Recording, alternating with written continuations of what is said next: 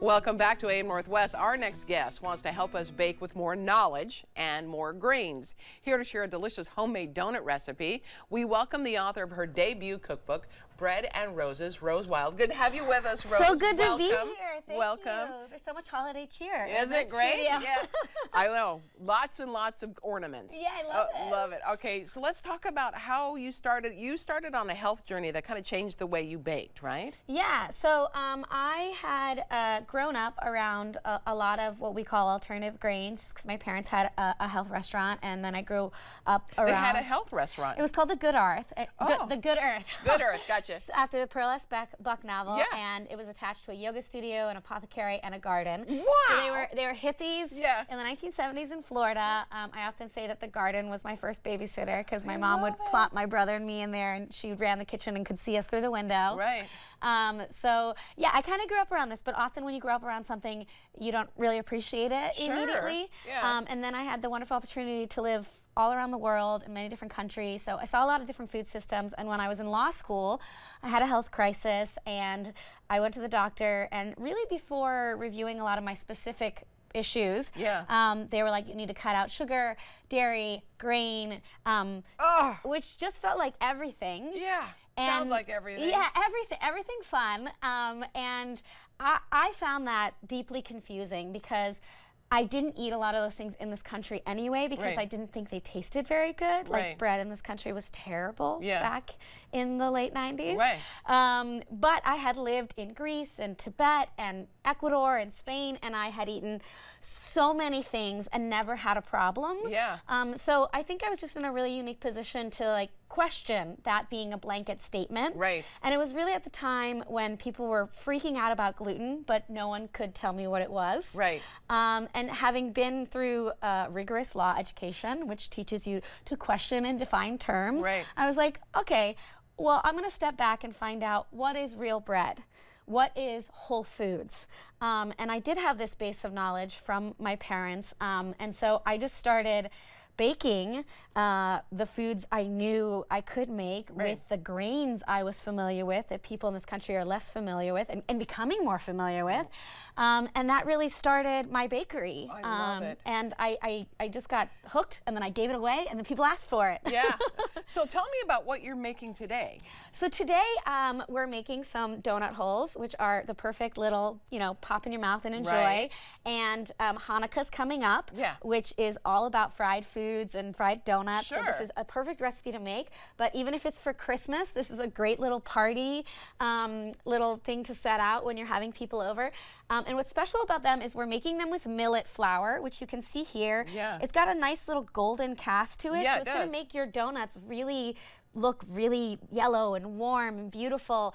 And it also has the wonderful qualities of being really creamy and having this like slight cashew taste to it. So it gives you a real nuttiness. And most baked goods are 80% white flour, which tastes like nothing. Right. So what we're doing here is putting more in, more flavor, more nutrition, and I think you deserve to eat more.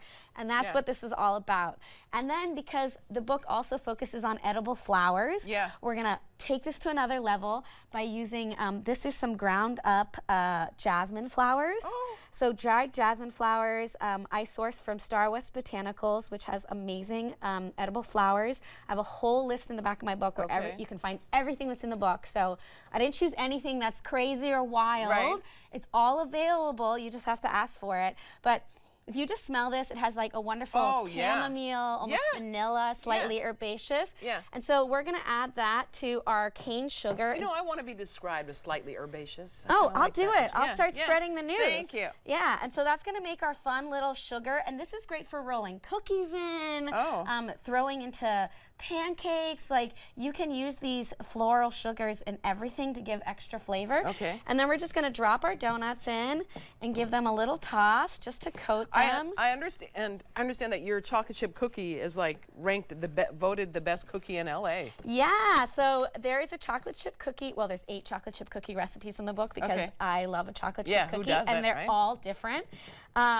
And so this one is the oatmeal chocolate chip cookie, which was voted the best cookie in Los Angeles by 3 different outlets, 3 different years in a Wow, row. look at you. It became like a sort of currency at the farmer's market Yeah. where like I would try to give the farmers cookies and they'd be like, oh, I already traded people for those. So I was like, oh, but I'm the bank. Like, Yeah. take my cookies. Yeah. Oh, that's funny. And I used to joke that I would never give this recipe away until it was engraved on my tombstone. But I decided to be a little more generous. So Yeah. it's in the book. It's the oatmeal chocolate chunk cookie.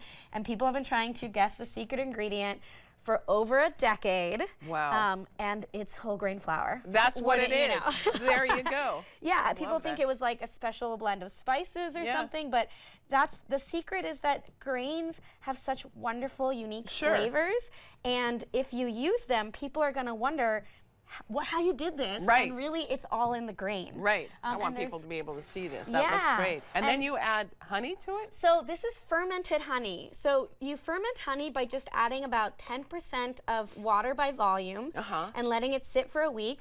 And what it does is it gives it a little Oh, sour yeah. edge Yeah. and helps activate all of the naturally good bacteria that is in honey, because Right. honey is like a natural, incredible immune booster. Right. And so we just make it a little more fun, and then I'm just gonna drizzle this on top. Oh, my goodness. And again, honey is like really important to Jewish holidays. But Yes. it's also just a really great way to like make your year a little sweeter. I want to talk about the measurements you use in your book. Yeah. So tell me about that. So do you mean because everything's in grams? Yeah, yeah. Yes, okay. So I do think that in America we're a little in the dark ages in the way Sure. we bake, because we Sure. use volume, Right. which is so erratic. Like when I scoop flour by volume, it can be off by 100 grams, which is basically wow. half a cup. Okay. Because it packs down. Right. And so I'm a huge proponent that if you want to immediately up your cooking game, your baking game, without any new knowledge, Right. all you need to do is buy a $10 scale and measure it out with a scale, because it will always be correct. You will get Okay. rid of so many of your variables. Sure. And it's so many less dishes. Yeah. So like win, Oh, I win, like that. win, win, Yeah. right? Can I steal one of these? Yes, I'm please. going to steal one. Here, I'll join you. Okay, do please a little do. a little cheers. Uh-huh. Yeah. Cheers. Oh, that's so good. It's Oh, my creamy. gosh. Yeah. Oh, my gosh. Keep going here. You have a book event, and it's tonight at 5 o'clock, and it's at Vivian Culinary Books. And that's really just close by at 41st and Northeast Sandy Boulevard. So close. So close. Your book is beautiful, by the way. Thank you. Your first cookbook, awesome. Thank you. We're going to be serving tons of pastries from the Ah, book tonight, too. So if right. you like free pastries, There you please go. come. Bread and Roses. Rose Wilde, thank you so much. You're so welcome. I'm so glad you enjoyed. Cheers. Cheers again. We'll be right back with more AIM Northwest. Don't go away. It's so good.